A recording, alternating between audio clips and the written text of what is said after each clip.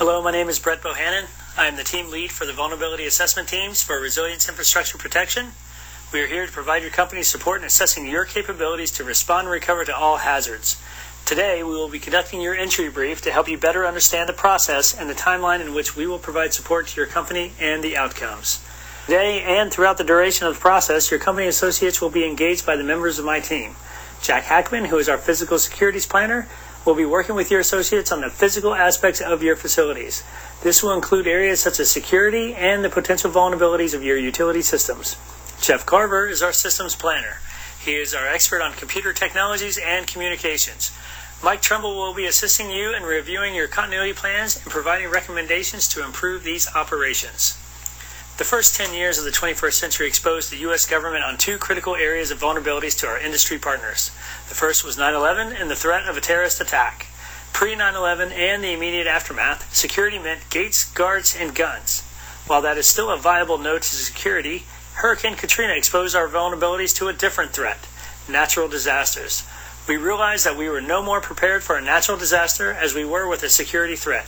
This led to Congress directing DHS to establish a voluntary program with private industry to provide recommendations on how to be resilient against all hazards. This process will take about 90 days. Today, when we did an initial tour of your building, we conducted what we call a quick look. That is what we see that catches our eye. In our brief today, we'll go over that. In about 30 days, we will come to conduct a 3-day site visit. And this gets into a more in-depth overview of your processes and your systems. We will then conduct a report that will take about 14 business days, and then we'll return 30 days from post-site visit to conduct your closeout briefing and make recommendations. 14 days following that, we will provide you a final report and that you are able to provide to DHS. What exactly is the survey assessment process? What is it that we actually do? When we come to your facility, we follow a very in-depth checklist that walks our team through every possible question that could be asked when assessing a facility. We capture all the physical information. We identify significant assets and areas around the facility, things like critical infrastructure, such as power stations, water facilities, populace centers. We review what your relationships are with your first responders in your communities. Our philosophy is that you shouldn't wait until a crisis to exchange business cards. What are the consequences to the community if your facility were to become inoperable? Is there a redundant capability available to fill that gap until you can become operational again? What impacts do natural hazards bring? Not just hurricanes and tornadoes, but other types of storms. What's your security profile? Are you the primary owner of security, or is it provided through a third party? What's that relationship like? We look at your entry controls to understand who has access. The questions we ask are not focused on if you get compromised, but how quickly can you recover. We look at your dependencies. What happens if you lose power, water? Can you still perform? Not everything in our checklist will apply, but we leave no stone unturned. We want you to see yourself as much as possible when we are finished. The more you are able to see yourself, then you are able to know yourself, and then better protect yourself. Now we understand MSS is a small privately held software firm located in Cleveland, Ohio. It supplies tailor-made financial and personnel management software for large and municipal governments in the U.S. and Canada. It generates revenues in the range of $2 to $4 million annually with a staff of 21 personnel, and in the last decade it has settled into the specialized municipal market software engineering role. Paul Titelbaum is your president and CEO. And the senior management team decided to focus on becoming the very best vendor of municipal software management programming available. This conscious approach allowed the firm to avoid some of the ups and downs in manufacturing based on Cleveland and Great Lakes region. Now the president plans to retire in 5 to 7 years and has been grooming the senior VP, and the firm hopes to obtain a patent in the next 2 years, but have been waiting for the last 7 years. Overall, the organization seems to be strong and thriving with a positive culture. The firm did suffer a setback in 2004 with a fire. While your recovery from that incident was remarkable, considering you did not have any contingency plans in place, we hope to provide your company some viable courses of actions to help you in the event you are in another unfortunate situation. We don't want MSS just to be lucky.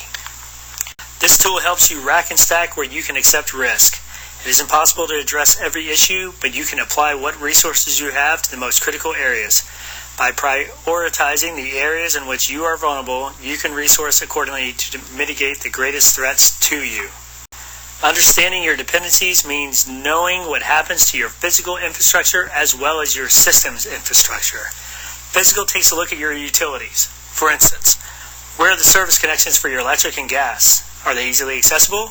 Can they be compromised? Do you have backup services should they fail? Transportation looks for those single points of failure. What happens if the building cannot be accessed because there is a road blocked for several hours? Would this impact services? System securities look at your IT and your communications.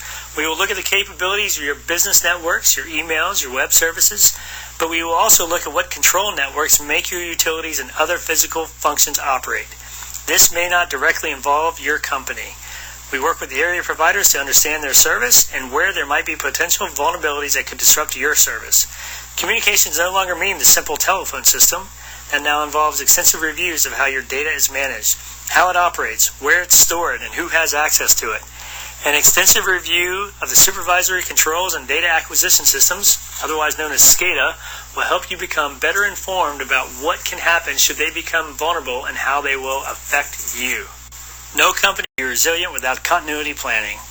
There are too many various forms of threats to not be prepared. The best investment any company can make in today's economic environment is to include a position in your organization whose job it is to develop plans, rehearse them, and most importantly, refine them for all hazards. This planner has to be versed with insider threats, active shooters, cyber warfare, weather patterns, and how all of these can impact your company and personnel. The critical factor is how to keep your organization operational in spite of the crisis that is occurring. Not to degrade the incident, but as difficult as it was to overcome the fire in 2004, the challenges have become even more complex and even harder to predict. If you consider the events of the last 15 years, 9/11, Katrina, Sandy, the Boston bombings, WikiLeaks, the Chinese hacking our systems, identity theft, how fast can you recover when one of these happen to you? It is not enough to simply prevent attacks, but rather firms must also be prepared to detect that a breach occurred as well as build for recovery, should the worst happen. Today's information systems have become the Wild West for computer hackers. It's an open portal that allows them to enter your company and steal from you without ever walking through your door. A simple analogy would be to remember how vulnerable banks were 100 years ago. Now it is almost impossible for a person to physically enter a bank and rob it, but now they don't have to. If they can access the system, they can rob you blind. Protection is the combination of prevention, detection, and response. These are interdependent of each other. This model is specific to information systems, but it applies to physical security plans as well. What did we see today? From a physical security perspective, your new server room is much more fire resistant. Better spacing, temperature sensors, and special fans installed to prevent overheating the systems. From a systems perspective, your new single-purpose servers will make your operations more sustainable. You will not overload your total system, and if one area needs repaired, it will not affect the entire operating system. Purchasing employee laptops is a good redundancy if they needed to work off-site for emergencies, and your phone systems have had sound reviews for small companies such as yourself. If operation features are a priority for you in a business phone system, your systems will not disappoint. While we do stress the importance of continuity, it is commendable how quickly you were able to recover from your fire in 2004. I think you can take a lot of those decisions and sustain them for future planning. We did note some water damage in your server room. This could short out your systems. It is critical to identify where the water source is coming from and correct it. It would also be recommended to install some form of fire suppression equipment in the switch room. At a minimum, have a fire extinguisher stationed nearby. What are your plans for future technological platforms? Technology changes about every 18 months. It is recommended to identify new capabilities for web hosting and web services such as cloud architecture. This will help you in addressing your backup plans to make them more reliable and efficient.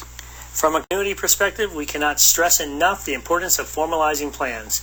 We can provide planning guides and tools to aid in your planning. There are also training opportunities provided by DHS to assist your response planning team. It is important to identify authority procedures for when the president is away, especially when he's out of the country. Does the VP have the authority to make decisions or answer questions in the event of a disaster? Even though you have continued to be the market leader in your concentration, there are signs of new competition coming from the international market. It may be worth considering hiring a patent lawyer to help expedite the patent process after 7 years. MS was forward thinking when it shifted into this specialized field. It might be worth forming another strategy session to determine where MSS's future might be for the next 25 years. In about 90 days, you will be provided a thorough report with recommendations on how to best make your company resilient as possible. In addition, you will understand all of the services and resources that DHS provides to you. This includes information sharing, training opportunities, and how to partner with your state's protective security advisor. The PSA is the DHS representative assigned to your state to help assist you with any questions about the critical infrastructure in your state. These are a list of some of the resources that we use to make sure we are providing you with the most current information available.